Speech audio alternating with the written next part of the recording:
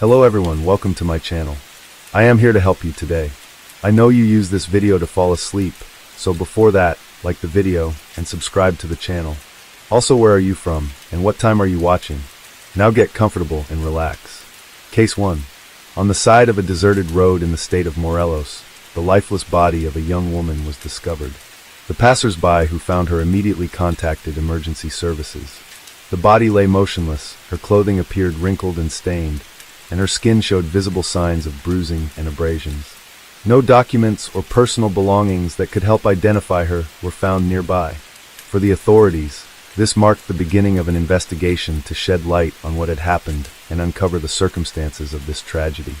Ariadna Fernanda Lopez Diaz was born on July 5, 1995, in one of the underprivileged neighborhoods of Mexico City.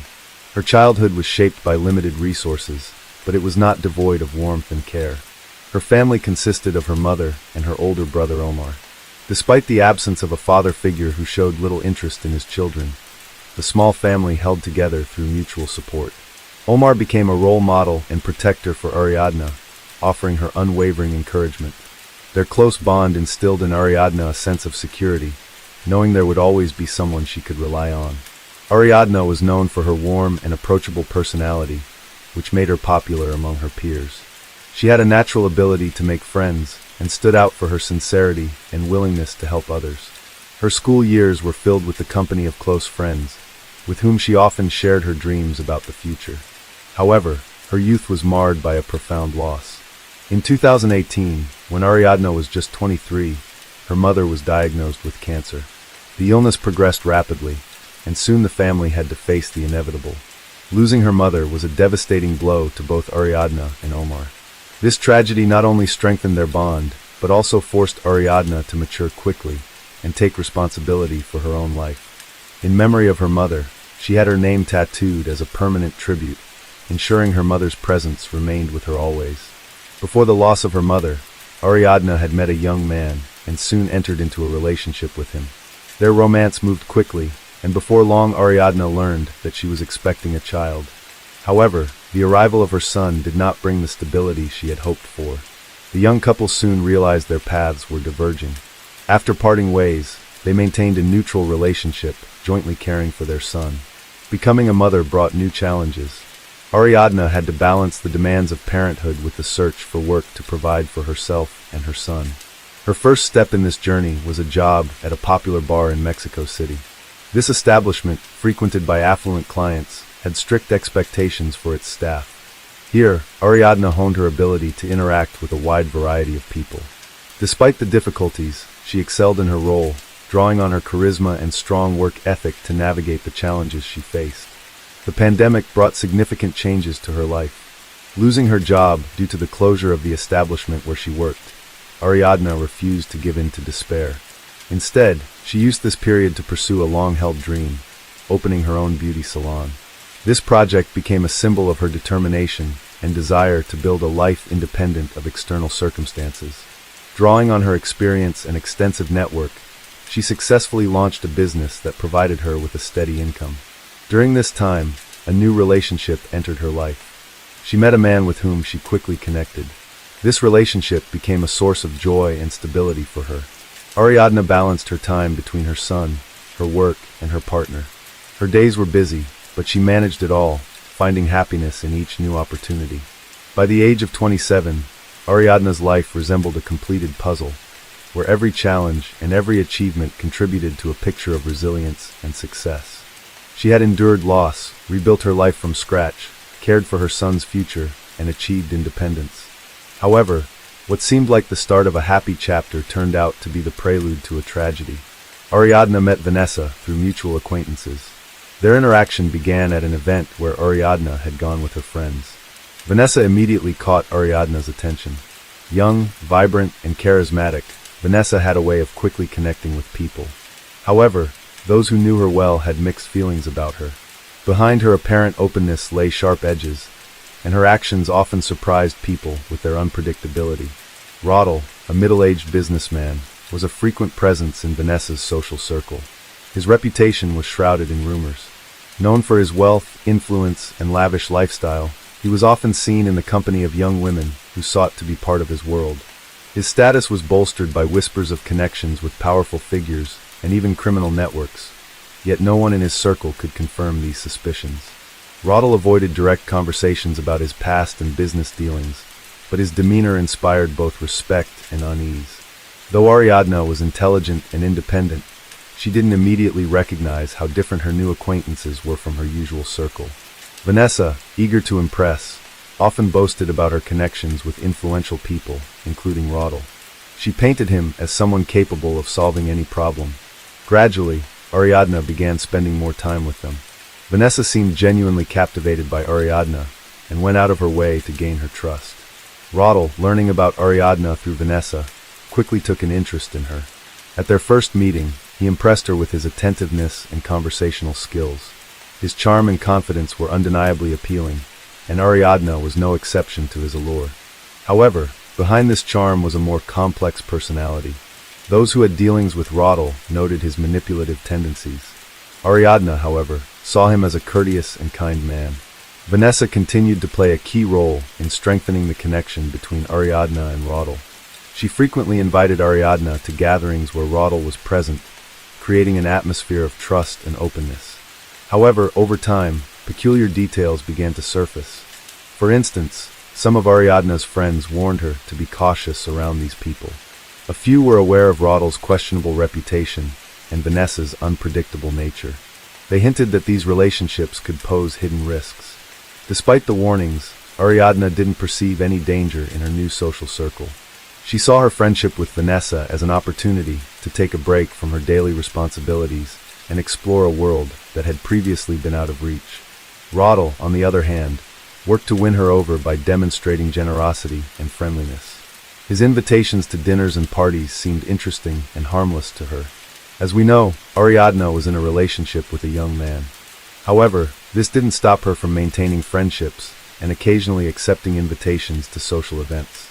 Based on available information, her partner was a trusting person and didn't express dissatisfaction with her social interactions. Over time, Ariadna began to notice that her new connections were starting to influence her life. Vanessa frequently called her, suggesting meetups and planning outings for leisure. Roddle, meanwhile, increasingly tried to solidify his presence in Ariadna's life, often offering help and support in various situations. Without realizing it, Ariadna was gradually becoming immersed in their world, unaware of the potential consequences. On October 30th, 2022, Ariadna accepted an invitation from Vanessa to spend the evening with friends. The gathering was set to begin at Fisher's, a popular restaurant located in downtown Mexico City. Vanessa assured her that it would be a cozy evening with a relaxing dinner and good company. Roddle was also expected to join, which gave Ariadna a slight sense of unease. Despite her growing reservations about him, she didn't want to strain her friendship with Vanessa and decided not to decline. The group came together later that evening. The restaurant, known for its trendy clientele and upscale interiors, provided a lively backdrop for the gathering. The atmosphere at the table was light-hearted and festive. Wine, cocktails, and an array of appetizers added to the celebratory vibe. As usual, Roddle made himself the center of attention, sharing stories and raising toasts. He interacted confidently with the waitstaff and went out of his way to showcase his influence. Vanessa supported him, adding jokes and commentary to keep the conversation flowing. The other guests followed their lead, trying to match the energy of the evening's hosts. Ariadna's behavior stood out amidst the lively atmosphere. She didn't appear completely at ease, frequently checking her phone, reading messages, and typing out responses. Her gaze often lingered on Roddle, as if she were searching for some hidden meaning in his actions or words. Vanessa made efforts to distract her, pulling her into conversations and encouraging her to try another cocktail, but Ariadna remained reserved. Her expression revealed that something was troubling her more than the setting around her. Midway through the evening, Ariadna posted a message on her social media. "Would you miss me if I disappeared?" This post sent a ripple of concern among her close friends and family, though many in her broader circle dismissed it as a joke. However, those who knew Ariadna well noted that she had never written anything like this before. The post left an uneasy impression, though no one could have predicted it would be her last. As the evening went on, the group decided to move to Roddle's house. The suggestion came from Roddle himself, and Vanessa enthusiastically supported the idea, saying it would allow them to continue the evening in a more private setting. Ariadna hesitated, but eventually agreed after Vanessa urged her to join. The rest of the group followed suit, piling into Roddle's car for the short drive to his home. Roddle's house, located in an upscale neighborhood, underscored his status. The interior featured a modern design with luxurious touches. Upon arrival, the group settled in a spacious living room. The night continued with music and drinks, but Ariadna seemed increasingly uncomfortable. She stepped away several times, checking her phone and pretending to make calls. Her distant and focused demeanor didn't go unnoticed. Vanessa, observing this, began whispering with Roddle, which only heightened the tension. Closer to midnight, Ariadna announced that she wanted to head home, citing fatigue.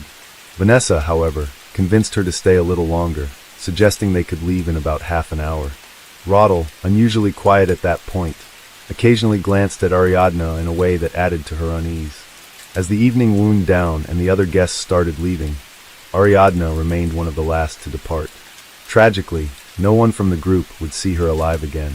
The following morning, on October 31st, 2022, an event shook the community in Morelos. Two cyclists on an early morning ride stumbled upon a woman's body, lying on the side of a remote road. The area was far from any major highways, in a location rarely frequented by locals. The surroundings emphasized the tragedy: desolate terrain, sparse bushes, and an unsettling silence. The woman was clothed, but her attire was dirty and appeared damaged. Her body showed multiple bruises and what looked like contusions. Witnesses immediately reported the incident to law enforcement, who arrived several hours later. In the meantime, the cyclists took photos of the scene to document the setting and potentially aid in identifying the victim. When the police arrived, they quickly cordoned off the area and began collecting evidence. Tire tracks were found in the dirt, along with marks suggesting the body had been moved. Forensic specialists noted clear signs of a struggle, but the initial cause of death was unclear. No visible weapon-related injuries were found, making it difficult to determine the exact circumstances of the tragedy. At the time, the woman's identity remained unknown, as no documents or personal items were found with her. Hours later, photos of the body began circulating on social media, sparking widespread discussion. Among those who saw the images were friends and family of Ariadna, who had been missing since attending a gathering at Roddle's house. Recognizing distinctive features of the victim, including tattoos, her brother Omar feared the worst. He filed a missing person report with the police and suggested that the woman found might be his sister. Meanwhile, the state authorities in Morelos launched their investigation. However, the initial response from the police faced heavy criticism. Evidence collection protocols were reportedly violated, and critical traces at the scene were poorly documented. This raised doubts about the integrity and professionalism of the local law enforcement. When Ariadna's relatives arrived to officially identify the body, their fears were confirmed. Omar recognized his sister by a tattoo on her shoulder that was a tribute to their late mother. For the family, it was a devastating shock, further compounded by the condition of her body. The bruises and injuries on her face and arms clearly indicated a violent incident. However, the police's official statements at the time provided little clarity and sounded unconvincing. The family's immediate response was a call for justice. They began demanding a transparent investigation and accountability for those responsible. That same day, they reached out to friends active on social media to bring attention to the case. What started as a small campaign quickly gained traction, drawing in thousands of people. Despite the mounting public pressure, the Morelos police maintained that the death might have been the result of an accident. They stated that further investigation would depend on the completion of a forensic examination. This stance only fueled more questions and deepened suspicions that influential individuals might be involved in covering up the truth. The first people investigators contacted were Roddle and Vanessa, as they were the last to see Ariadna alive. Their statements formed the foundation of the initial theories about what might have happened. In his initial account, Roddle claimed that after the party, Ariadna decided to leave his house by calling a taxi. He stated that she seemed a little upset, but didn't show any signs of serious distress. According to him, he walked her to the door and she left, heading to an unspecified location. Vanessa supported his story, adding that Ariadna had indeed left in a taxi and hadn't mentioned her destination. However, inconsistencies in their version quickly raised suspicions.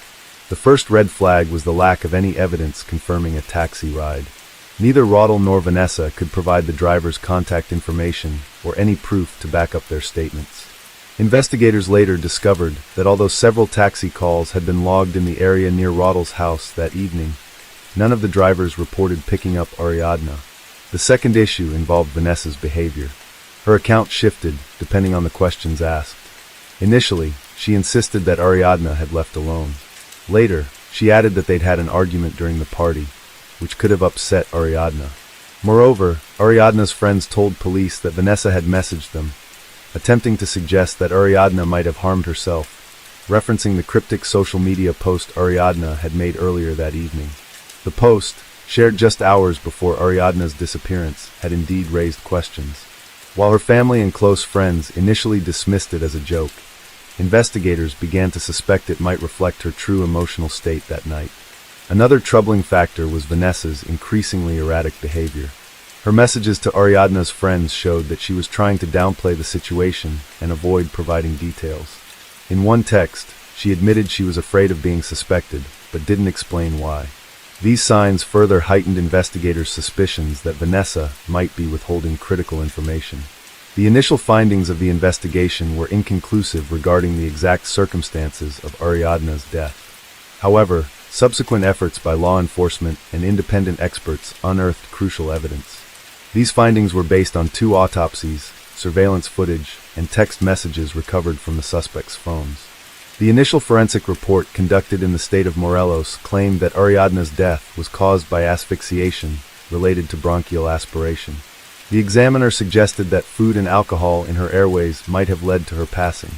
However, this conclusion was immediately questioned by Ariadna's family. They pointed out the numerous bruises and injuries on her body that the report failed to adequately address. Despite the official findings, her family insisted on a second examination. Under pressure from the public and the family, Ariadna's body was sent to an independent forensic institute in Mexico City for further analysis. The results of the second autopsy completely contradicted the initial conclusions.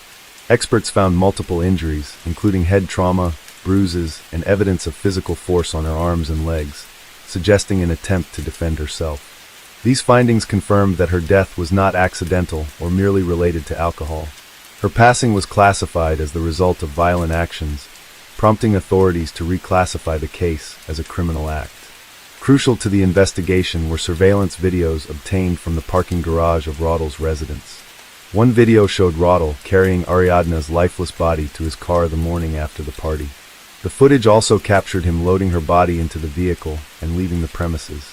These recordings became indisputable evidence tying him to the movement of the body and its subsequent concealment. After investigators seized the phones of Roddle and Vanessa, they uncovered messages discussing their actions following the party. The texts revealed attempts to coordinate their stories for law enforcement and justify their behavior to Ariadna's friends. Vanessa expressed anxiety over the pressure from Ariadna's family, while Roddle reassured her that everything was under control. One message even contained detailed instructions on how to answer questions in a way that wouldn't raise suspicion. In Vanessa's conversations with Ariadna's friends, she repeatedly suggested that Ariadna might have been struggling with emotional distress, hinting at the possibility of self-harm. This narrative contradicted statements from Ariadna's friends, who described her as a cheerful and vibrant person with no signs of such tendencies. These inconsistencies further deepened suspicions about Vanessa's involvement. The evidence, results from the second autopsy, surveillance footage, and recovered messages, painted a clearer picture of what had happened. Investigators concluded that the initial claims of an accidental death or Ariadna voluntarily leaving Roddle's home did not align with reality. The evidence clearly pointed to the violent nature of Ariadna's death and the subsequent concealment of her body. These findings became the foundation for charges against Roddle and Vanessa, who would soon face trial for their actions. Vanessa was the first to be arrested. Investigators discovered that she had been in constant communication with Roddle in the days following the crime, discussing ways to evade responsibility. Her arrest took place under intense public scrutiny. During her initial interrogations, Vanessa claimed she had no involvement in Ariadna's death, but her statements were riddled with contradictions. Vanessa insisted that she had gone to bed early on the night of the incident and was unaware of what transpired afterward. However, A fact check of her claims revealed inconsistencies. Text messages showed she was fully aware of what had happened and had discussed the details with Roddle. Investigators also determined that Vanessa actively destroyed potential evidence by deleting photos, messages, and other incriminating information in an effort to obscure her involvement in covering up the crime. Realizing the mounting evidence against him, Roddle chose to turn himself into authorities. Accompanied by his lawyers, he proclaimed his innocence, stating that he did not harm Ariadna, but panicked and attempted to hide her body out of fear of the consequences. According to his account, he found Ariadna unresponsive in his home the morning after the party and, believing she had passed away, decided to dispose of the body to avoid suspicion.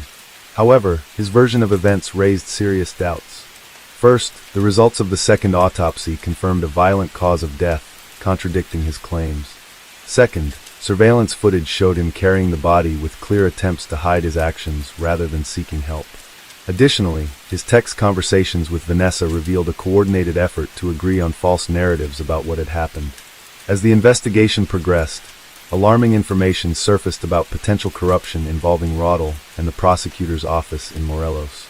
The initial autopsy report conducted in the state had deliberately omitted references to injuries that clearly indicated violence. Activists and Ariadna's family accused the prosecutor of using their position to shield Roddle from accountability. These allegations ignited public outrage. Officials in Mexico City launched a review of the Morelos prosecutor's actions, and an internal affairs division opened an inquiry into possible misconduct. Some witnesses alleged that Roddle had connections to criminal groups, which might explain his apparent confidence in avoiding punishment. The case gained widespread attention, becoming a symbol of systemic issues within the justice system and highlighting the role of public pressure in pursuing justice. Further interrogations and collected evidence confirmed that at least one of the suspects knew more about the events of that night than they were willing to admit. However, neither Vanessa nor Roddle accepted direct responsibility, instead focusing their statements on mutual attempts to justify their actions. Their behavior only heightened suspicions and was a key factor in their temporary detention. The motives and circumstances surrounding the tragedy that unfolded that night became the subject of a lengthy and meticulous investigation. Uncovering the truth required a careful reconstruction of events, analysis of evidence, and a close examination of the behavior of everyone present at the party. Gradually, a clearer picture began to emerge, pieced together from conflicting testimonies, technical data, and psychological profiles of the suspects. That fateful evening began at a restaurant in downtown Mexico City, where Ariadna, Vanessa, and Roddle, joined by mutual friends, enjoyed dinner and drinks. Outwardly, everything seemed ordinary: laughter, conversation, and music, but subtle details hinted at underlying tension. According to witness statements and an analysis of text messages, Ariadna appeared unusually quiet and preoccupied. She frequently checked her phone, sending messages and answering calls, behavior that was uncharacteristic for her at social gatherings. This detail became critical later in the investigation. Her messages revealed that she had been texting a close friend, expressing unease about the party and concerns about some of the attendees. After leaving the restaurant, the group headed to Roddle's house. The property, surrounded by high walls and equipped with security cameras, was a frequent venue for private gatherings. Vanessa and Roddle acted as the hosts, but their dynamics seemed tense. Witnesses noted that Vanessa made several sharp remarks toward Ariadna, which the latter received with composure, trying to avoid confrontation. As the night progressed, alcohol began to influence the group's behavior. Vanessa, already emotionally charged, reportedly raised her voice multiple times, accusing Ariadna of being disrespectful and unfriendly. These accusations didn't resonate with others in the group, but added to the escalating tension. Roddle, meanwhile, appeared to remain neutral, but was visibly uncomfortable with Vanessa's behavior. A pivotal moment came early the next morning, when witnesses reported seeing Ariadna attempting to leave the party. She was briefly seen outside the house, but returned shortly afterward. Investigators determined that, during this time, Vanessa continued to confront Ariadna, leading to an open conflict. While the exact details of the altercation remain unclear, investigators suspect that Vanessa accused Ariadna of drawing too much attention from Roddle. Messages retrieved from the phones confirmed that Vanessa and Roddle had discussed tense moments from that night. After most of the guests had left the party, only a few people remained in the house, including Vanessa, Roddel, and Ariadna. According to investigators, Vanessa, who was reportedly heavily intoxicated, began displaying aggressive behavior. It was during this time that an incident is believed to have occurred, resulting in the fatal injuries sustained by Ariadna. Why did Ariadna post such a strange message on social media that night? Initially dismissed as a joke, the post took on a different meaning as the investigation unfolded. Friends later confirmed that Ariadna may have felt uneasy due to Vanessa's behavior and the overall atmosphere at the gathering. The post might have been a way to express her discomfort, attract attention, or perhaps even serve as a subtle warning. The reconstruction of events suggests that Vanessa's jealousy, exacerbated by alcohol and emotional instability, played a central role in the tragedy. Roddel, likely attempting to cover up what had happened, only worsened the situation with his actions. This combination of factors led to the devastating outcome, which might have been avoided if the party's environment had not been so tense and volatile. Ariadna's 6-year-old son was left in the care of her older brother, Omar. As the only father figure in the boy's life, Omar stepped in to provide not only financial but also emotional support. He took on the responsibility of raising his nephew, striving to preserve memories of Ariadna and surround him with the love she had always given during her life. This decision brought the family closer together, as other relatives and friends also contributed to helping the boy cope with his loss and providing him with a nurturing environment. Ariadna's family remained active in the fight to uncover the full truth about her death. They organized protests, launched social media campaigns, and garnered public attention. A significant achievement was drawing the focus of international media, which helped increase pressure on the Mexican judicial system. The preliminary court hearings regarding Ariadna's death became a pivotal moment in the pursuit of justice. Despite resistance from certain authorities, the family and their legal team ensured that the case was handled transparently, with all relevant evidence considered. Each step of the investigation and trial was closely monitored by the public and the media, leaving little room for any facts to be hidden or distorted. The trial began with a focus on the roles of Roddel and Vanessa. During court proceedings, prosecutors presented key evidence, including surveillance footage, phone call records, and data from text messages. These materials demonstrated not only the suspects' involvement in concealing the body, but also their potential role in the violent actions that led to Ariadna's death. The defense attempted to challenge the evidence, arguing that the tragedy was an unfortunate accident.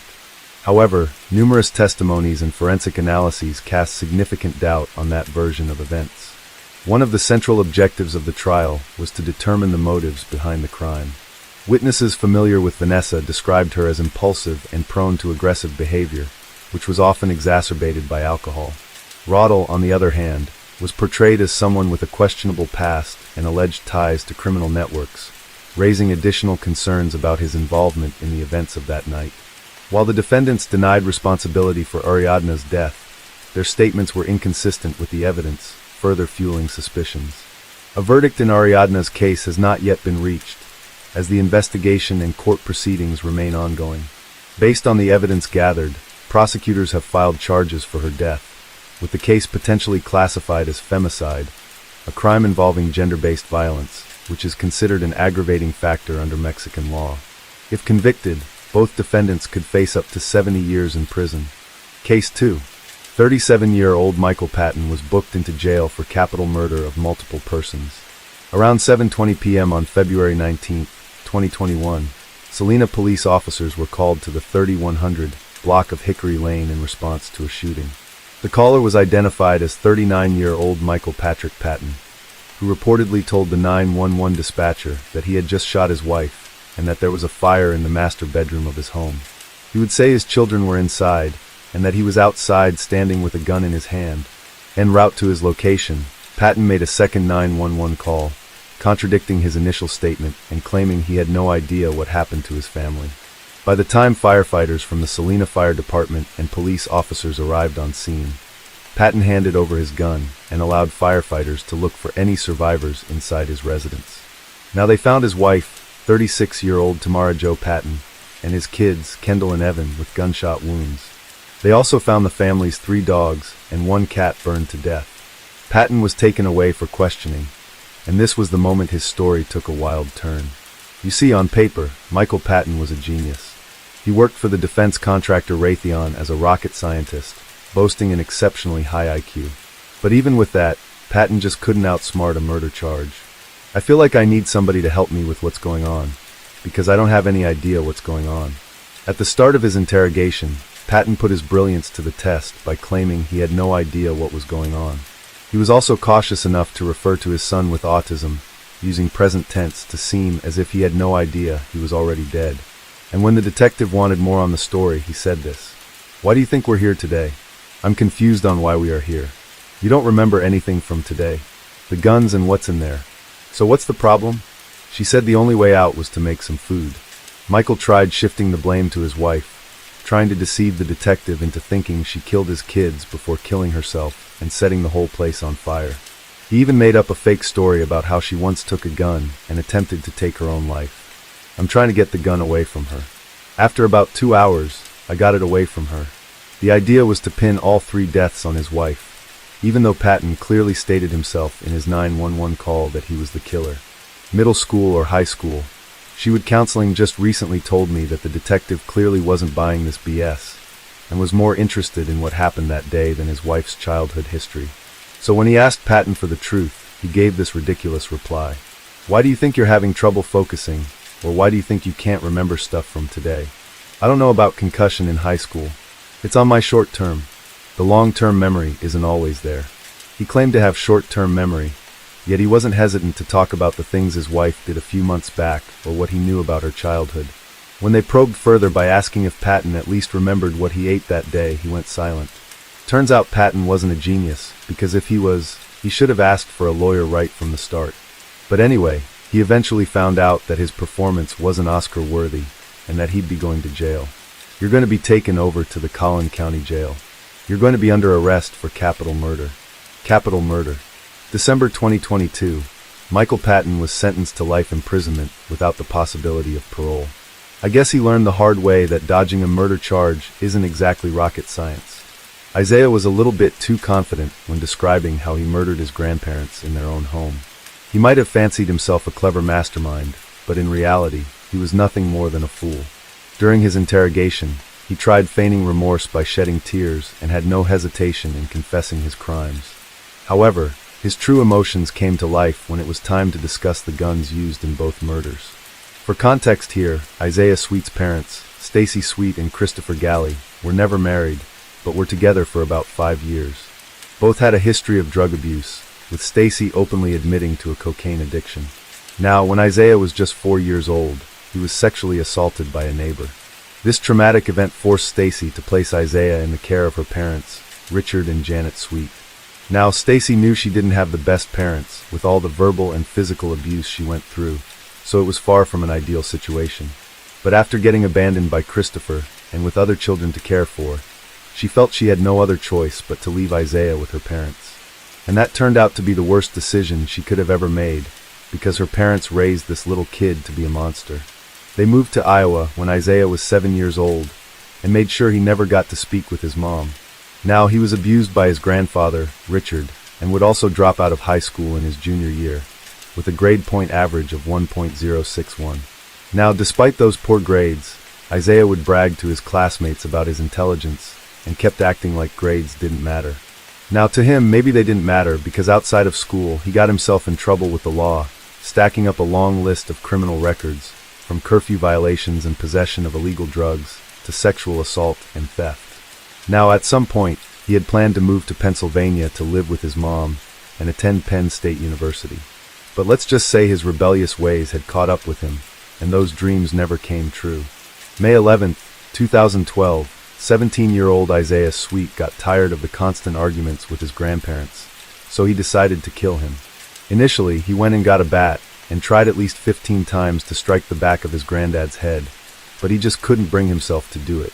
So instead, he went and took an assault rifle from his grandparents' room and loaded it with hollow point rounds. He knew they would do the most damage, with his grandparents' death being painless. I had the earplugs on and everything. I took a point like this, stepped up one stair so I could see my grandma's head. Boom, pulled the trigger back, pulled the bolt back, shot my grandma twice in the head. He describes how he shot his grandparents like he was talking about some action movie. She moved right after I shot her. Okay, did she look at you? Did she say anything after you shot her? she twitched, and I thought, maybe it's probably just the twitch they get after they die. Isaiah left out a few key details to his story. For one, he claimed to have kissed his victims on the forehead after they were dead, but there were no bloodstains on his clothes to back that up. After the murders, he grabbed a sawed-off shotgun, a knife, an assault rifle, a TV, some clothes, and $9 from his grandparents' wallets before leaving their house. He then stashed the rifle and shotgun with some friends and drove to Cedar Rapids, where he hopped between 8 different apartments, making his drug deals and partying hard. And at these parties, he would even brag to his friends and girlfriend about the murders. So the following day, he was arrested for driving with a suspended license, and when asked about his guardians, Isaiah had lied that his grandparents were at a medical institution for elderly people. Now, what he didn't know was that his neighbors had already made 18 calls to 911, reporting his grandparents' death. And when Isaiah was confirmed to be a suspect, he was arrested and interrogated just like we've seen. But one thing throughout the interrogation was that Isaiah thought he was some type of good citizen for cooperating with the cops. He believed that he'd get a reduced sentence in court, but no way that could have happened. This guy kept contradicting himself and making up fake scenarios. And of course, he had to brag a little more about that at this point. I'm sure you'll all agree that Isaiah wasn't just a fool, but a narcissistic, egotistical maniac who had no idea what he was doing. He eventually got served with justice and was handed a life sentence with the possibility of parole. As of right now, you can find him at Iowa State Penitentiary in Fort Madison. The night of February 27, 2021, Warren Barnes, a homeless man living outside of downtown businesses in Grand Junction, Colorado, was sleeping under a bridge when his life was taken away in the strangest way imaginable. Brian Coe, who was 19 years old at the time, had been plotting to murder someone for the past 6 months. He craved the rush of knowing what it would feel like to take a life. Now he was looking for homeless people or prostitutes because he believed society didn't care about him. So on this day, Brian Coe had been passing through the area when he spotted 69-year-old Warren Barnes sleeping. Coe approaches Barnes with a knife, a mask, 3 layers of gloves, and proceeds to brutally murder him. Coe had seen Barnes laying under this canvas upon arriving. He walked up to him, knife in hand, pulled back that canvas, and stabbed him in the neck. Now Barnes tried to fight, screaming out for help, but Coe just kept on stabbing him until he was dead. During the attack, Coe partially decapitated Barnes, so he would further mutilate his body and place a few of his body parts into plastic bags before driving home. Now here's the thing. After Coe changed out of his outfit and stored Barnes' body parts in his closet, he tried catching some sleep, but got anxious thinking that maybe he left some fingerprints behind. So he drove back to Barnes' body, put it in his trunk, and headed for the Colorado River, where he dumped it into the water. However, as he tried to leave, his car slid into the river and got stuck. The police were called to the scene and found Coe, but he was released without suspicion. He returned home with his hopes, thinking that his crime remained undiscovered, and it did, until his mother made a shocking discovery. You see, about a week later, Coe's mom, Terry, discovered a plastic bag filled with maggots in his room while helping him tidy up. She took it to the kitchen sink and called Brian's father to open it up, and they soon discovered that it was a decaying human head. Therefore, the couple immediately calls the cops, and Brian was taken away for questioning. During his interrogation, he wasted no time in confessing to his crime. He was also proud in describing just how he got on top of Barnes to murder him. And how did you get here? I heard someone. Okay, this is him.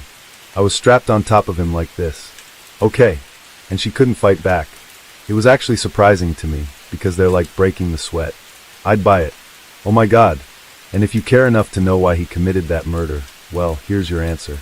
Well, I was willing to do anything, whether it be good or bad, just to gain notoriety, fame, influence. Now, apart from the fact that he showed zero remorse for his crime, Brian kind of got cocky by thinking he had the law all figured out. He told the detective the most amount of years he was going to get for the murder. So Murray's going to jail for 15 years, probably. I have no idea. I mean, I'm going to jail for 20 probably. And while it seemed like he didn't care that much, he was completely wrong. He thought he was going to get 15 to 20 years, but eventually he would get a life sentence without the possibility of parole, meaning he's spending the rest of his life in jail. The next 15 years of my life, book, set in stone prison. I go back tonight.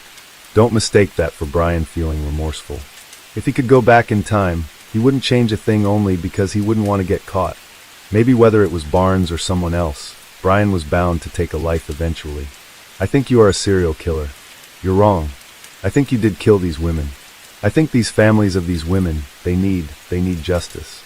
Here we have Piers Morgan taunting a convicted killer about the dozen women he claimed to have murdered before later recanting his confession. Now Mark Rebby's currently serving a life sentence in a Florida prison for the 1988 murder of pregnant mother, Donna Callahan. But just 1 year into his sentence, Rebby began sharing some gruesome details of multiple other unsolved murders. He later claimed that he had been tricked by the U.S. government into those confessions and adamantly maintained his innocence ever since. During this ITV serial killer documentary, he sat for an interview with Piers Morgan. And let's just say things didn't turn out as he may have imagined.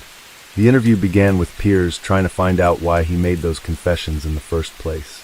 He then tried cutting off the interview early when Morgan confronted him with photos of his alleged victims. Over a period of time that you killed 13 women. This is what Detective Haley has put out. This was supposed to be. I understand. Nothing like this. I see where you've been and got all your information. Mark Rebby seemingly had a normal upbringing from a fairly large family. He was raised by his parents who loved him, as well as his 2 sisters and a brother in Florida. After high school, he did a brief stint in the Army and returned back to Florida, where he proceeded to have 4 marriages and 5 children. He was never really on the radar of police until his half-brother, Alex Wells, while serving a lengthy prison term for an attempted abduction, as well as a convenience store robbery, confessed in a prison Bible study group that he had participated in killing a woman. Some inmates overheard that confession and alerted the authorities. Police called Alex in for questioning, and he revealed that he and his brother, Mark Rebby, went to a convenience store with the intent to rob it. However, they ended up strangling 29-year-old Donna Callahan to death before dumping her body in the woods.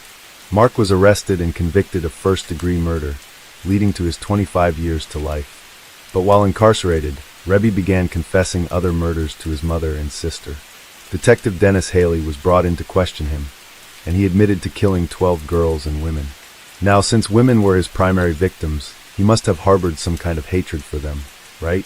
So Piers Morgan was determined to find that out. Do you like women? Yes. I'm not personal to my dad. Do you respect women? Yes, I do. I do. But if he didn't hate women, and if he didn't commit all those murders, then why did he confess to them in the first place? That's a question Piers wanted an answer to. And when Special Agent Dennis Haley, the man Rebby allegedly confessed those murders to, was asked, he had this to say. No, there's just too many details about certain murders.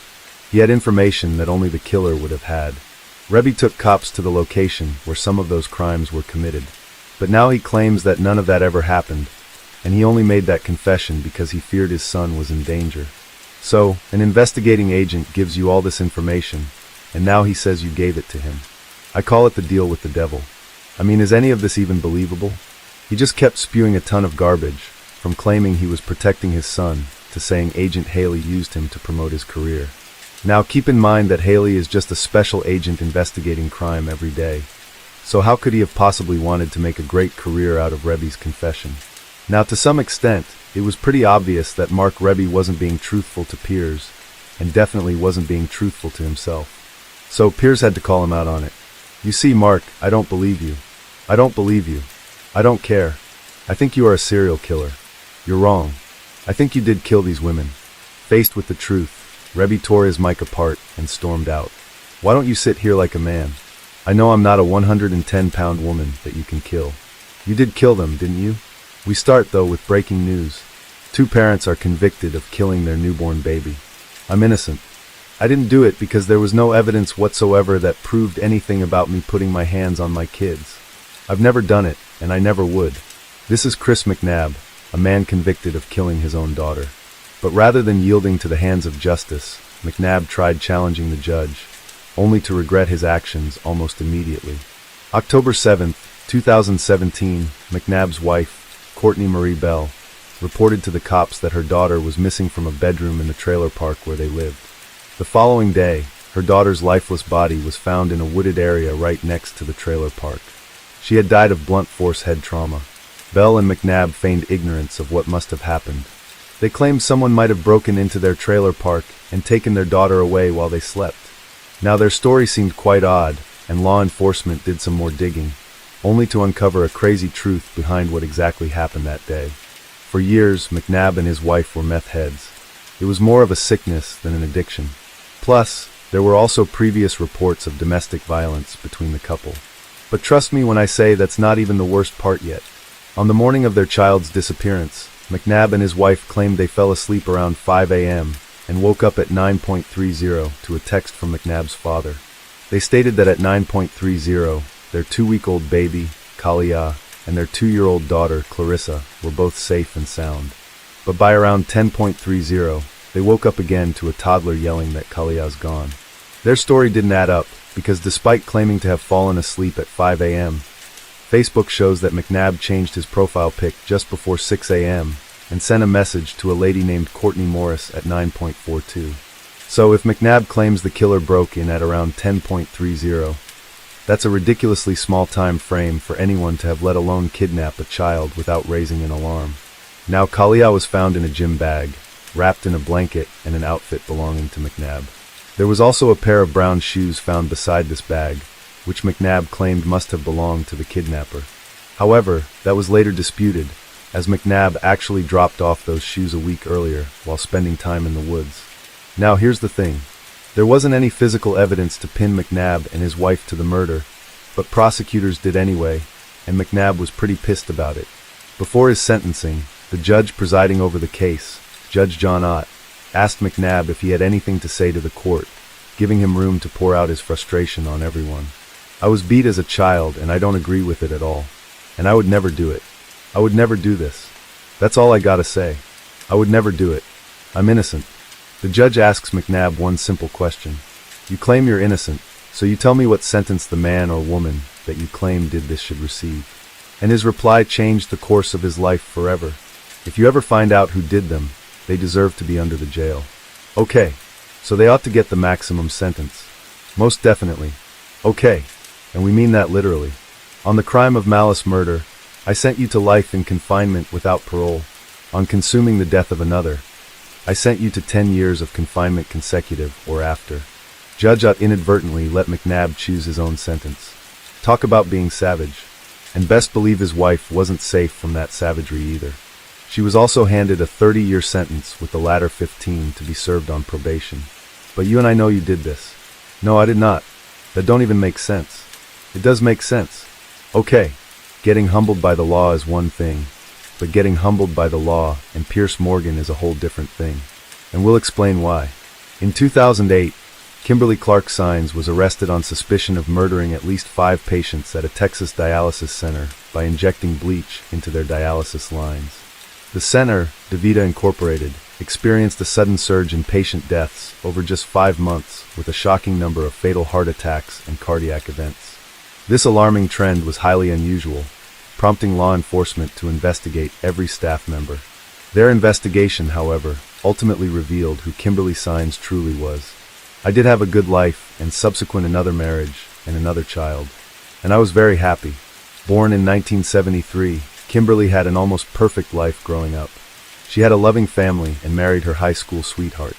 However, by adulthood, she found herself living outside Lufkin, a small town in East Texas. And by 2007, her life began just falling apart. First off, her husband files for divorce. That same year, she was arrested for public intoxication and criminal trespassing after a domestic disturbance with her husband. And although they would eventually reconcile, Kimberly just wasn't the same anymore. April 28, 2008, Kim shows up to work and was told by her supervisor that she had been reassigned that day to work as a patient care technician. This didn't sit well with Sines, who felt that role was beneath her. Subsequently, 2 patients at the clinic saw Sines prepare a bleach solution and pour it into a container on the floor. The witnesses claimed to see her draw the bleach up into a syringe and then inject it into the 4 lines of 2 other patients receiving dialysis. Her supervisor confronts her, but Kim says that she was only using bleach to clean the lines of the unused dialysis machine, a common practice at the clinic actually, and only used a syringe to get the precise measurement needed. She would deny giving anyone medication or injecting bleach into their 4 lines. She was eventually fired while this investigation went on, and alas, they found that bucket of syringes Kim had been using on the patients all tested positive for bleach. She was arrested and convicted of murdering 5 patients while leaving 5 others injured. Now, Kim spared the death penalty, but was given life in prison without the possibility of parole. However, despite numerous testimonies from witnesses and even evidence against her, Kim maintains her claim of innocence. And if there was anyone outside the courtroom to verify that, Piers Morgan's the guy.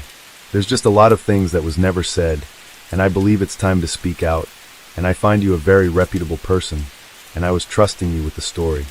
In this interview for Fox News with Piers Morgan, Kimberly tried painting the narrative that she was being framed by the shady dialysis clinic she worked for.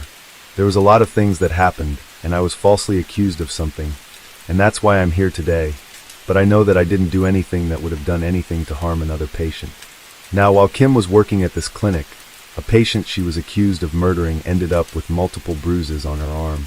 Kimberly was responsible for caring for this patient, so when Piers asked her about these bruises, she tried to avoid the question. They would drop her off in the waiting room, and half the time, they wouldn't even tell anyone she was there, and we would have to go looking for her, and it's very sad.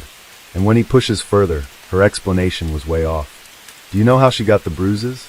I could not physically lift her into the chair. I was too short. You wouldn't need to lift her to create bruising, right? I mean, you could. Yes, well, yes, sure. So if that didn't make sense to you, well, it's because nothing she said actually made any sense. On the outside, she doesn't seem like a wants to kill, and even on the inside, Kimberly didn't believe she was a killer. And you to kill somebody deliberately? Do I? No, not at all. Go ahead and believe whatever you want, but reality says that Kimberly killed all those people. Isn't there all lying? Yes. It's you that's lying here. I don't think you've looked into all of it. At this point, Piers Morgan hit her with that same reality. Sometimes the easier thing is just to admit it. That's the path to atonement. You're in denial to yourself. And just like she has done for more than a decade, she runs away from the truth. I really thought you were going to help me. Help you what? Help me to get the truth out. Thanks a lot. I think we did get the truth out. I guess he got in your pockets, too. December 2017, Ellis Nelson was convicted for murdering his girlfriend's son, Giovanni Mays, whom he'd been living with and caring for. Ellis started dating Sonia Hernandez, Giovanni's mother, a year before this tragedy. The couple were living peacefully until Sonia Hernandez introduced Ellis to her children. And this, for some reason, angered Ellis. And it got worse when Hernandez brought him over to live with her and Ellis. And one of her kids was frequently abused by him. The child sustained many injuries here and there. But ultimately, in July 2017, this abuse led to his death. Now, Ellis and Hernandez were both arrested for murder. They each denied murdering Giovanni and pled not guilty in court. At his sentencing, Ellis insisted on his innocence, claiming he never harmed Giovanni and was only trying to help. He flared up as the judge went over the evidence at the trial, and he just couldn't bear to hear the words the judge called him. Some of the bruises were in the shape of a belt buckle. I'm not going to let you play. I'm not going to let you sit here and say this. You put this child and other childs in a... Sheriff deputies had to step in and lead him out to the courtroom hallway. By the time he returned, though, the judge presiding over the case, Judge Mark Trusek, went all out in humbling him. On the conviction of first-degree murder, Ellis was given life in prison without the possibility of parole. And then he got an extra 80 to 150 years in prison for first-degree child abuse. You are the lowest form of human life. You're a monster, and quite frankly, you're evil. You should never be allowed out of prison. You will die in the prison system. On the flip, Sonia Hernandez also got some jail time. She was given 57 months to 10 years in jail after being found guilty of second-degree child abuse and perjury. It is disrespectful to me that you think I would come in here purposely and treat this like a joke or a game. Your life is not on the line. Mine is. November 21st, 2021, 39-year-old Daryl Brooks barreled through Waukesha, Wisconsin's annual Christmas parade in a red 2010 Ford Escape, going about 40 miles an hour, ignoring barricades and a police officer who tried to stop him by banging on the hood of his car. Brooks plows through the crowd like hot knife through butter. The entire incident was live-streamed, which really blew up on social media. But the real shocker, the man behind the wheel, was none other than Math Boy Fly, a Milwaukee rapper you've probably never heard of. While Math Boy Fly, real name Daryl Brooks, might not be topping any charts, he's been making his mark in a different way, through a long rap sheet dating back to September 1999. However, just 3 weeks before the parade, he was arrested for running over his ex-girlfriend with the same SUV during a domestic dispute at a gas station. And if you needed any more proof that this guy had completely lost it, his antics during the trial were outrageous enough to be legendary. After the SUV was linked to Brooks, he was slapped with 5 counts of first-degree intentional homicide. The case blew up nationwide, catching the attention of First Lady Jill Biden. As the investigation dug deeper, Brooks faced an avalanche of 77 more charges, including 61 counts of first-degree recklessly endangering safety with a dangerous weapon, 6 counts of hit-and-run involving death, and a couple counts for felony bail jumping and domestic abuse. Nonetheless, that's when the real courtroom circus began. Now, despite knowing almost nothing about the law, Brooks decided to represent himself in court. Judge Durow, who had the patience of a saint, had to put up with Brooks's constant interruptions, backtalk, glaring, and any other outbursts that actually got him kicked out of the courtroom more than once. It was pure chaos from start to finish. "You need to stop right now, or you will be removed." "Remove me then." "All right, he will be removed. He cannot simply stay quiet." November 16, 2022, Brooks was handed 6 life sentences without parole, set to be served concurrently.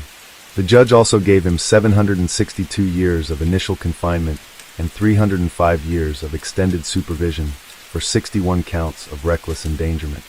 As for the 6 hit-and-run charges, he got another 150 years. Now, many say Judge Durow's verdict came from the hours of frustration she endured while presiding over the case. But for a man like Brooks, we don't think he deserves anything less. Frankly, Mr. Brooks, no one is safe from you.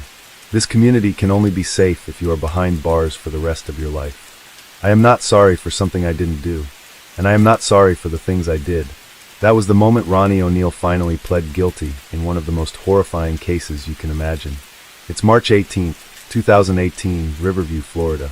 We have 29-year-old Ronnie O'Neal carrying out a series of unthinkable acts. He would shoot and kill his ex-girlfriend, Kenyatta Barron, before subjecting his daughter, Renivia O'Neal, to unspeakable violence, ultimately killing her with an axe.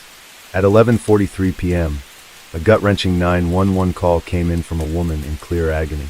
While it's not accurate to say the police ignored it, 8 long minutes would pass before Ronnie himself called back, pushing them to act.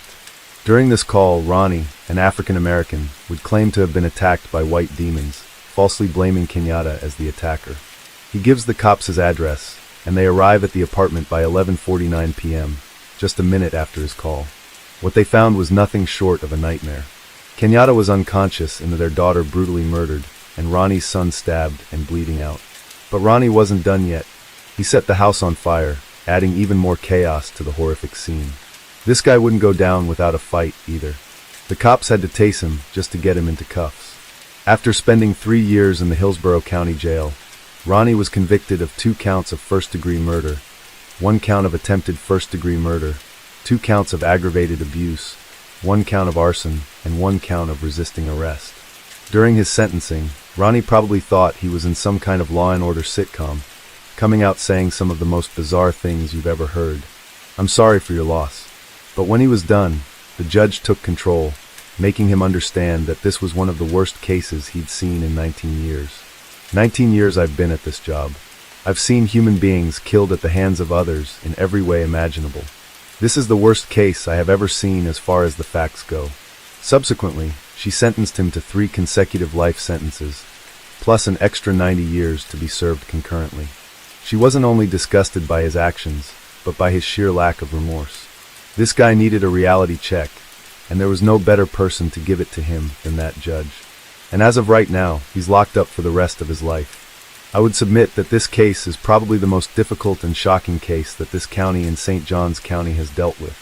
That was the cold, emotionless reaction of 14-year-old Aiden Fucci as he got sentenced to life for murdering a high school cheerleader, Tristan Bailey. His reaction might have not been crazy, but his actions leading to his crime definitely were. May 9, 2021. Tristan's body was found just hours after her family reported her missing. For context, Tristan Bailey was one of Stacy and Forrest Bailey's 5 kids. She was a student and cheerleader at Patriot Oaks Academy in Florida. Aiden Fucci also attended that school and lived just a few blocks away. They weren't particularly friends, but Fucci had a disturbing obsession with her. During his court hearing, Aiden's girlfriend, whose identity wasn't disclosed, revealed that Aiden had this crazy obsession with killing. She said he talked about it a lot, and even shared plans of dragging someone out into the woods and stabbing them just a month before he murdered Bailey. It was clear he needed help, but before he could get any, his dark thoughts led him down that path of evil. On said day, Aiden asked his friend for Bailey's phone number. Once he got it, he lured her, via text, to come over to a mutual friend's house. Surveillance footage catches him walking down the street, where her body would later be found. And an hour and 45 minutes go by with that same camera catching Fucci walking back alone while carrying his shoes in his hand. Bailey's body was later found with 114 stab wounds, 45 of which showed she fought back desperately. That's horrible, but it's not the worst aspect of this story. Now, while searching for Bailey, investigators found a deleted Snapchat message from Fucci to his friends. He was in the back of a patrol car, taking a selfie and holding up a peace sign. He then captioned that photo, "Hey guys, has anybody seen Tristan lately?" Now that cocky move wasn't smart, and it also made him the prime suspect. He was eventually arrested for second-degree murder, when the weapon used was traced back to him, and his clothing had Bailey's DNA all over it. Still acting like a cocky fool, Aiden and his mutual friend that helped lure Bailey made a video while sitting in the back of a cop car. What a sick, twisted kid. But all that pride went away when he was tried, not only as an adult, but given the max sentence of life imprisonment without the possibility of parole. Case 3. February 2017. Nicholas Cruz buys a lot of guns, including an AR-15 style rifle, despite being diagnosed with mental health conditions. Now, who could have possibly known this would result in one of the deadliest school shootings in U.S. history and a series of lawsuits as parents sought their revenge? These are parents who took revenge on school shooters. A 14-year-old boy has shot dead 8 children at a school in Serbia. The teenager used his father's gun. December 30th, 2024, Vladimir and Melania Kekmanovic were sentenced to jail for a school shooting crime committed by their son.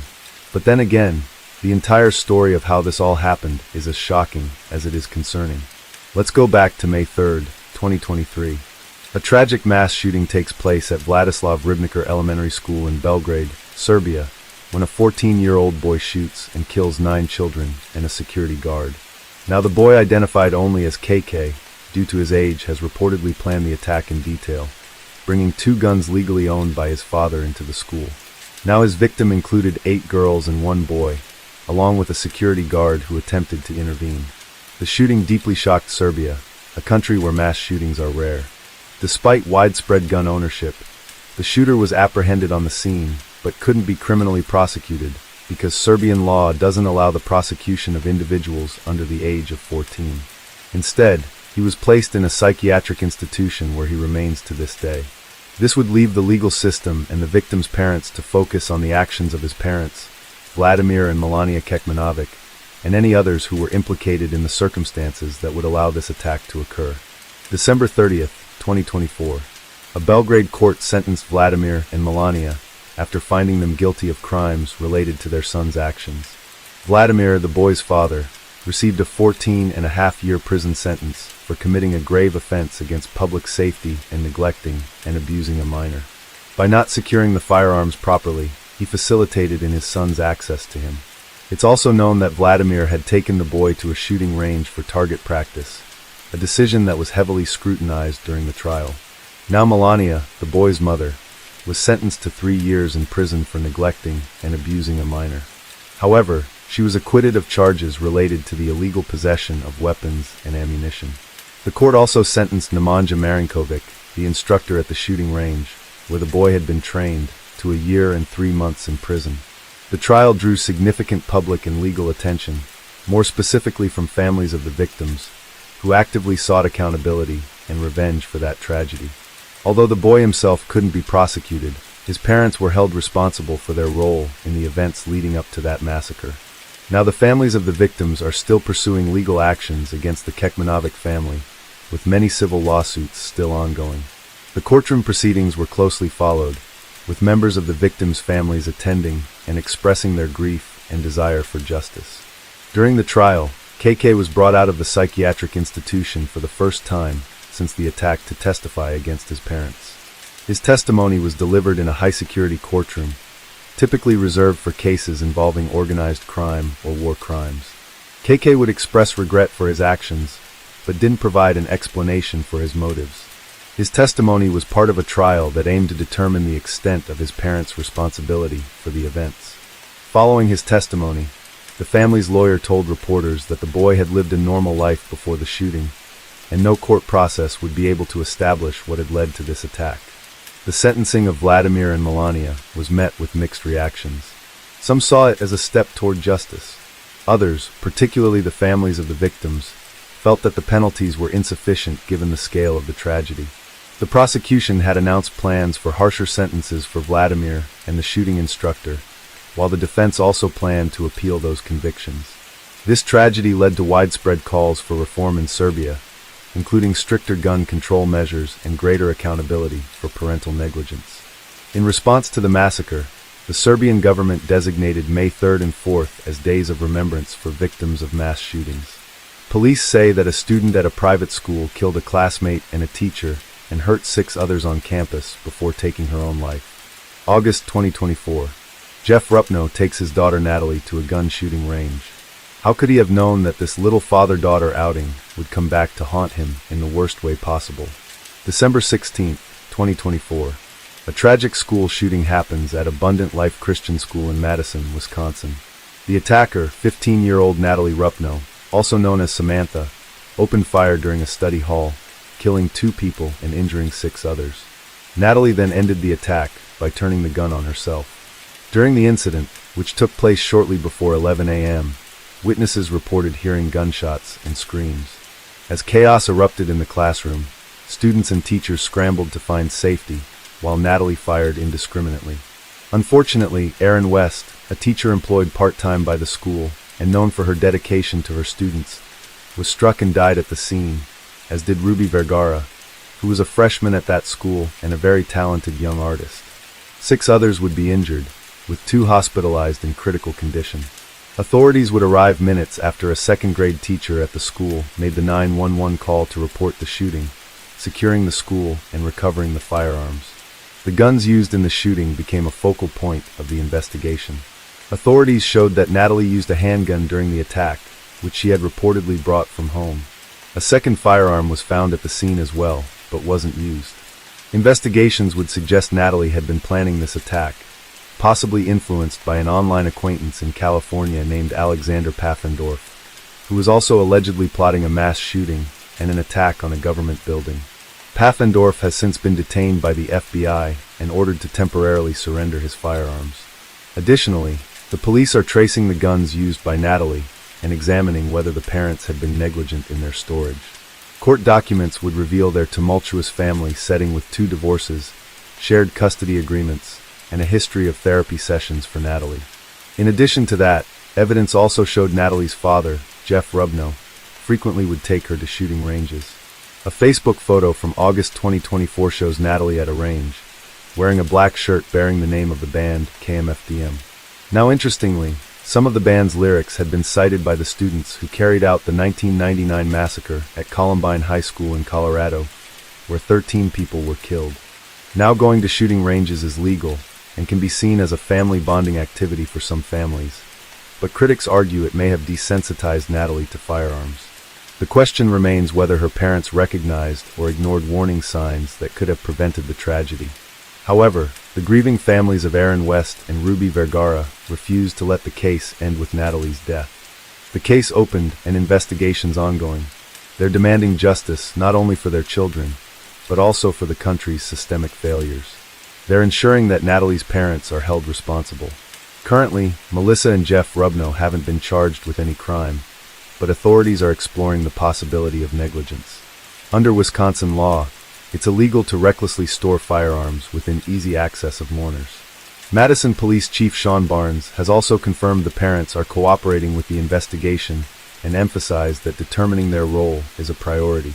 The parents of school shooter Ethan Crumbley were back in court, where they were sentenced for manslaughter in connection with their son's murder of 4 students at his Michigan school. It's November 2021 and James and Jennifer Crumbley are called to their son's school over a disturbing suicidal drawing found in his desk. Now, they would dismiss that drawing and leave him in school, but what happened shortly after got them rethinking that decision. November 30th, 2021, a mass shooting takes place at Oxford High School in Oxford Township, Michigan, when 15-year-old Ethan Robert Crumbley opens fire on students and staff with a 9mm semi-automatic handgun. The attack left 4 students dead: Madison Baldwin, Tate Meyer, Hannah St. Juliana, and Justin Schilling, and 7 others injured, including a teacher. Ethan's movements were captured on surveillance cam as he exited a bathroom armed with a gun and began shooting indiscriminately in the hallways and toward the classrooms. The shooting lasted only about 5 minutes, during which Ethan fired 32 rounds.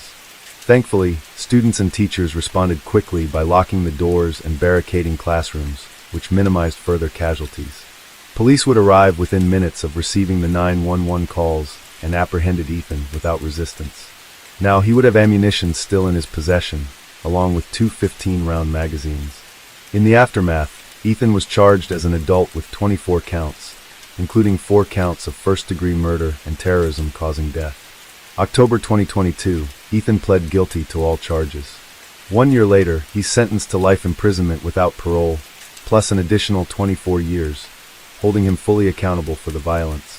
This made him the first minor to receive a life sentence without parole under a 2012 U.S. Supreme Court ruling that deemed such sentences necessary in rare cases like Ethan's. However, the legal repercussions didn't stop with the shooter himself. The unprecedented nature of the case drew attention to the role of Ethan's parents, James and Jennifer Crumbley, whose actions, or lack thereof, became a focal point for the victims' families seeking justice. The Crumbleys have faced intense scrutiny for their parental decisions leading up to the tragedy. James Crumbley had bought the handgun used in the shooting as a gift for his son just days before the attack. But that's not all, because Jennifer had also taken Ethan to a gun range to practice shooting that same weekend.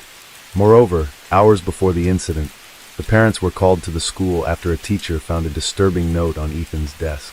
It would show a gun, a bleeding person, and the words, "The thoughts won't stop, help me."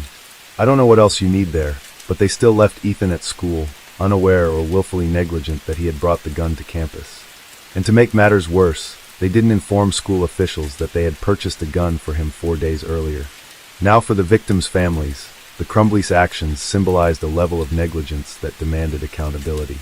Determined to see justice served, they pushed for the parents to also face criminal charges.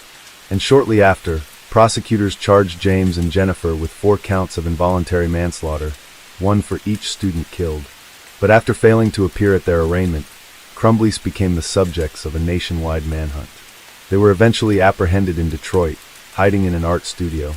Their trials were held separately, but both were convicted in 2024 of involuntary manslaughter. And on April 9, 2024, they were given 10 to 15 years in prison, making them the first parents in U.S. history to be held criminally responsible for their child's school shooting. Now during the sentencing, the victims' families gave emotional statements. Nicole Beausoleil, whose daughter Madison Baldwin was killed, expressed her anguish and frustration. Accountability can only be given if you actually try it in the first place. Those decisions that you made ultimately took my life, my daughter's life, because you decided that you didn't want to parent and listen to your son. Other parents gave their sentiments, pointing out the Crumbleys' failures to intervene despite clear warning signs. The judge had stressed the convictions weren't just about poor parenting, but repeated negligence that led to the shooting. The court also would note that the basic steps like securing a gun, or even addressing their son's behavioral problems, could have prevented the tragedy. Throughout the trial, Jennifer Crumbley expressed remorse, but also attempted to deflect blame onto the school, arguing that officials failed to act decisively. Now James Crumbley maintained that he didn't know about his son's intentions and wished he had acted differently. However, the prosecution argues that their gross negligence changed the lives of an entire community forever. Now the families are currently advocating for systemic changes, as they call for reform in parental responsibility, gun safety laws, and the accountability of schools in preventing this violence. Now that's not all. Lawsuits were also filed against the school district, alleging negligence and failing to act on warning signs exhibited by Ethan Crumbley. In fact, according to students and parents, rumors about threats of a mass shooting at that school were circulating way before it occurred, prompting some students to stay home the day of the incident. It's Christmas, December 2023, and Colt Gray gets an AR-style weapon from his father. And again, Who would have known that this could have resulted in one of the craziest school shootings in the history of Georgia? September 4th, 2024, a mass shooting occurs at the Appalachian High School near Winder, Georgia. The shooter, identified as 14-year-old Colt Gray, allegedly shot at 11 people, resulting in the deaths of 2 students and 2 teachers, and leaving another 8 students and 1 teacher injured. Prior to the shooting, investigations showed that Colt had meticulously planned out everything. Aside from that, the school also received a threatening call from an unknown source, claiming that 5 schools would be targeted, with Appalachian High School being the first. Carry on, a second call would come from Gray's mom, warning of an extreme emergency and urging school administrators to locate her son. Despite the warning, school authorities were unable to find him. That morning, during his first period class, Gray asked how the school would respond to an active shooter. His teacher did report the question to some staff via email, but wasn't able to inform the teacher of Gray's algebra class, where the shooting would begin. Then at 9:42 a.m., Gray sends a cryptic text to his father, apologizing and telling him that he wasn't to blame. 20 minutes later, he sends a similar message to his mom, and by 9:45 a.m., Gray had left his algebra classroom, the door locking automatically behind him, and he enters a student restroom, where he puts on yellow plastic gloves and retrieves a concealed gun from his backpack. Wrapped up in white poster board, the weapon had been placed around his lower torso. Now, around this time, another student with a similar name to Gray was mistakenly apprehended by school resource officers, following the reports of something suspicious. This mistake unfortunately delayed their ability to locate the actual shooter, and minutes later, Gray tried to return to his algebra classroom. However, as a student approached the door, he noticed the gun through the glass panel, and refused to let him in, and quickly told his teacher that Gray was armed. Seeing that he couldn't get into the classroom, Gray moved to a nearby classroom instead, and fired 10 to 15 rounds, tragically killing a student named Christian Angulo. From there, he continued shooting while running down the hallway toward the bathrooms. As the shots rang out, multiple staff members triggered the panic buttons on their ID badges, initiating a lockdown and notifying law enforcement. Some students initially mistook the shooting for a drill, even as gunfire would echo through the halls. One of the teachers who died that day was shot in the chest after stepping out of his classroom to see what was happening. His students quickly pulled him back inside and tried to stop the bleeding with their shirts, but they just couldn't save him. In another classroom, a student who was shot managed to shut the door, keeping Gray from getting inside, and then only afterward realized he was injured. The school went into lockdown at around 10:20 a.m., and law enforcement arrived by 10 to 23. The lockdown system caused all smartboards in the school to display hard lockdown in large red letters, a message that some students mistook for a drill. Luckily, within minutes of the first shots, school resource officers engaged Gray, and he surrendered without further resistance. Not long after, students were evacuated to the school's football field once the building was declared safe. In the chaos, some students recalled seeing police officers attempting to shield a body from view, along with a gun and blood at the scene. The situation was so dire that the governor of Georgia, Brian Kemp, directed all available state resources to assist in the end. Gray was arrested and charged with 55 counts, including 4 for murder, 4 for felony murder, 4 for aggravated battery, 25 for aggravated assault, and 18 for first-degree cruelty to children. Also, despite his young age, prosecutors announced plans to try him as an adult. So during the investigation, authorities would show that Gray had used a semi-auto AR-15 style rifle to carry out this shooting. Further inquiry would uncover some more troubling details, because Colin O'Gray had purchased that firearm for his son as a Christmas gift. The decision was made despite prior warnings from the FBI, which had flagged Gray's threatening messages on Discord, where he had spoken of a desire to commit a school shooting. And as a result of this, the families of the victims who were still grieving their loss didn't stop at seeking justice against Gray. Recognizing the role the father played in enabling that tragedy, they shifted focus toward Colin Gray. His actions, particularly the decision to arm his son despite clear warnings, were seen as critical factors that contributed to the devastating attack. October 2024, Colt's father faced multiple charges, such as involuntary manslaughter, second-degree murder, and cruelty to children. These are some of the most serious charges ever filed against a parent in a U.S. school shooting case.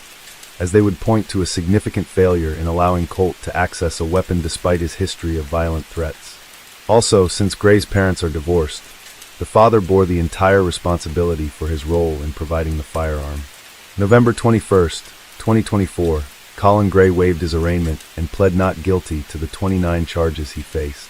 As the case continues, the victim's parents remain hopeful for justice. The shooting is currently regarded as the deadliest school shooting in Georgia's history, with the school remaining closed for nearly 3 weeks before reopening on September 24, 2024. I look at you sitting there right now, looking to what you should have looked through the entire trial, like a convicted murderer. In your prison outfit, shackled.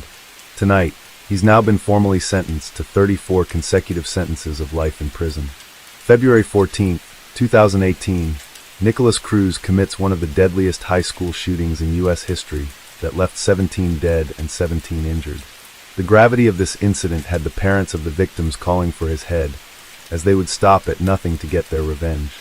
Born September 24, 1998, Nicholas Cruz was expelled from Marjory Stoneman Douglas High School due to disciplinary issues in 2017.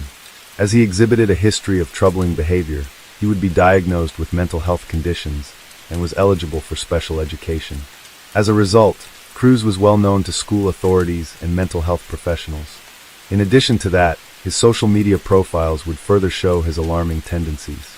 He posted pictures of himself with weapons and would make violent threats.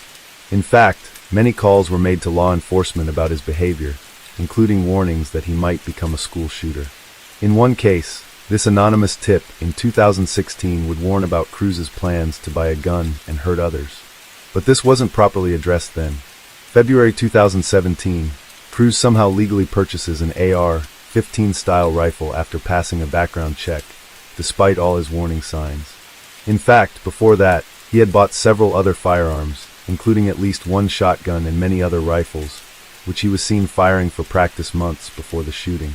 Now, his ability to get those guns would expose some extreme flaws within the system, actually meant to stop troubled people from getting firearms.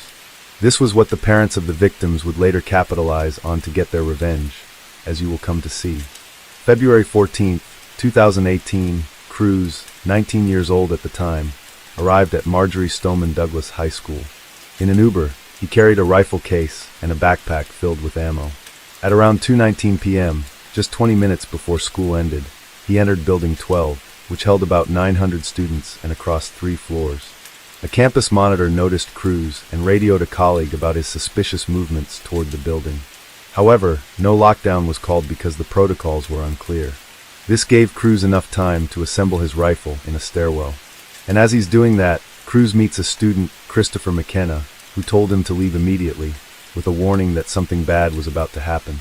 Although later McKenna did run to inform staff, by then Cruz had already started his attack. Cruz gets to the first floor hallway and opens fire, killing Martin Anguiano, Gina Montalto, and Luke Hoyer. He then targeted other classrooms, shooting through their doors and windows, killing 6 more students and wounding 13 others. Although teachers and staff attempted to shield students, Cruz came prepared. The fire alarm, triggered by gunfire, added to the chaos, leading students and staff to evacuate into the hallways where they became more vulnerable. And aside from that, many classrooms would lack designated hard corners for shelter, which further exposed those inside to danger. Cruz killed 2 staff members on the first floor before moving upstairs. On the second floor, Cruz fired into empty classrooms, continuing his spree of violence as he ascended to the 3rd floor. There he found kids stranded in the hallway and opened fire again, killing 5 more students and 1 staff member. 3 students and a teacher were also injured on this floor. In a final effort to maximize casualties, Cruz entered a teacher's lounge and attempted to shoot through hurricane-resistant windows at students and staff fleeing below. When the windows didn't shatter, Cruz abandoned his whole plan, dropped his weapon, and tried to blend in with the fleeing students to escape. This nightmare lasted about 6 minutes, leaving 14 students and 3 staff members dead after Cruz fired 139 shots. After the shooting, he would flee on foot, stopping at a nearby fast food restaurant. However, he'd be arrested about 80 minutes later in Coral Springs. His capture and confession confirmed his guilt, with further evidence like surveillance and witness statements supporting his actions. For the families of the victims, pursuing justice became their primary focus. October 20th, 2021, Cruz pled guilty to all charges and expressed remorse for his crimes. And while the prosecution sought the death penalty, a jury was unable to reach the unanimous decision required under Florida law. November 2nd, 2022, Cruz was given 34 consecutive life sentences without the possibility of parole, one for each of the total number of victims murdered. However, he would also face additional charges for attacking an officer a few months after his arrest, which would include aggravated assault on an officer, battery against an officer, and misuse of an electric or chemical weapon. For that, he was given an extra 26 years in prison. Today, the wrong verdict was given. We are beyond disappointed with the outcome today. I'm stunned. I'm devastated. Many families view this outcome as insufficient, feeling it failed to match the gravity of his crimes. And so, their pursuit of accountability went beyond Cruz themselves, targeting the failures that allowed the tragedy to occur. First, the parents of Jamie Gutenberg and Alex Schachter, two of the victims, filed lawsuits against Smith & Wesson, the manufacturer of the rifle used in the attack, and Sunrise Tactical Supply, the retailer that sold the weapon. They would argue that these entities bore responsibility for enabling the foreseeable misuse of assault-style weapons. Survivors would file lawsuits against Broward County, the sheriff's office, and school officials, accusing them of negligence and failing to protect students. While a judge dismissed one lawsuit, citing a lack of legal duty to protect individuals from the shooter, the families would persist in seeking accountability through other legal avenues. By 2021, a landmark $25 million settlement was reached between the Broward County School District and the families of 52 victims. This would address allegations of negligence by the district, which critics argued failed to act on numerous warning signs about Cruz. Later that year, though, families also secured a settlement of $125 to $130 million from the federal government. Now, that agreement was tied to the FBI's admitted failure to follow up on a tip received a month before the shooting, which detailed Cruz's weapons cache, threats, and erratic behavior.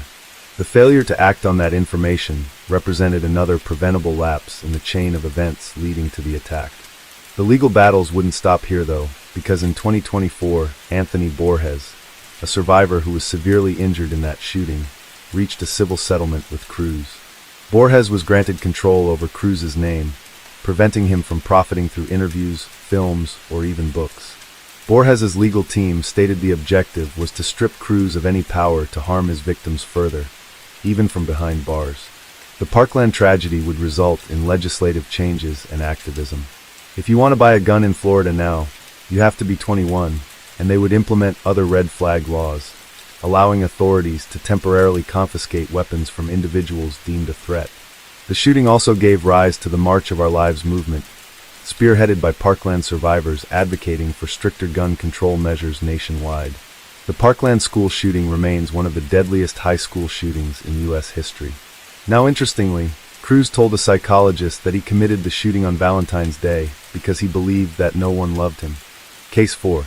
Born February 18, 1961, Mark Allen Rebbe was raised in a loving family in Florida, but he had a brief stint in the Army after high school, after which he got married 4 times and became a father of 5. Now behind the curtains, Rebbe was deep in crime, clever enough to stay off the police's radar until the 1990s, when his half-brother, Alex Wells, confessed during a prison Bible study group to participating in a murder. The confession brought Rebbe under scrutiny, and then also his involvement in more than a dozen cases of young women who went missing in Florida during the 80s and 90s. Rebbe was eventually convicted of the 1988 murder of Donna Callahan, a 29-year-old pregnant woman who disappeared from a convenience store in Gulf Breeze, Florida. Unfortunately, her body was never found. Rebbe's criminal activities often included abducting his victims from public places and disposing them in remote locations. Now, despite his imprisonment, Rebbe has continued to deny responsibility for most of the crimes attributed to him, leaving many cases unresolved and shrouded in mystery. Rebbe's involvement was confirmed through a confession he later retracted. Eventually, patterns in his criminal behavior and additional evidence linked him to Callahan's case. Retired FDLE Special Agent Dennis Haley, who's investigated Mark Rebbe for over 25 years, reported that Rebbe confessed to 12 additional murders after starting his 25 to life. Rebbe's family alerted Haley, who traveled 7 hours to hear that confession. However, Rebbe recanted, claiming his confessions were to help his son, and that he was coerced by law enforcement. Haley believes Rebbe committed at least 7 additional murders beyond his conviction, but Rebbe maintains his innocence in many cases, including Donna Callahan's murder. In this interview with Piers Morgan, let's just take a look at his arrogance and hostility. You can see his demeanor was marked by dismissive gestures, and he appeared to be visibly irritated. He would interrupt Piers, speak over him, and show little regard for the gravity of his alleged crimes. Now, Rebbe's body language was defensive. You can see him frequently cross his arms, leaning back in his chair, which signals his unwillingness to engage meaningfully. He would make sarcastic comments, completely mocking the interview process, and just showing a lack of remorse or empathy for his victims and their families. Throughout this interview, we can see a mix of manipulation and occasional flashes of anger, especially as Piers persistently threw questions aimed to break his facade, but Rebbe was largely uncooperative, denying involvement in numerous cases, while occasionally offering vague or contradictory statements. "Oh, you're lost, Nick. I was hitchhiking, running into trouble. I shoot the guy if I ran into trouble. I hate those male cops. Real bad. There's their dirtballs." Aileen Wuornos, the notorious damsel of the devil, confessed to the murder of 7 men, claiming the police knew she was killing and let her continue so they could profit from her story. Born February 29, 1956, in Rochester, Michigan, Wuornos' childhood was marked by abuse and neglect. Her father was convicted of sex crimes, and her mother would abandon her at 6 months old. She was sent to be raised by her alcoholic grandmother and cruel grandfather, who beat her regularly with his belt. Her father committed suicide in jail, where he was doing time for kidnapping and raping a child. So Wuornos would turn to prostitution in her teens, having a history with petty crime after she'd been at 13 and pregnant at 14.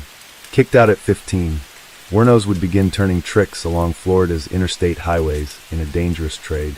Aileen began her killing spree in late 1989, targeting middle-aged men who allegedly tried to assault her. She killed 7 men, starting with Richard Mallory. Arrested in January 1991, she was linked to the crimes through fingerprints and pawned items. Her lover's cooperation led to her conviction.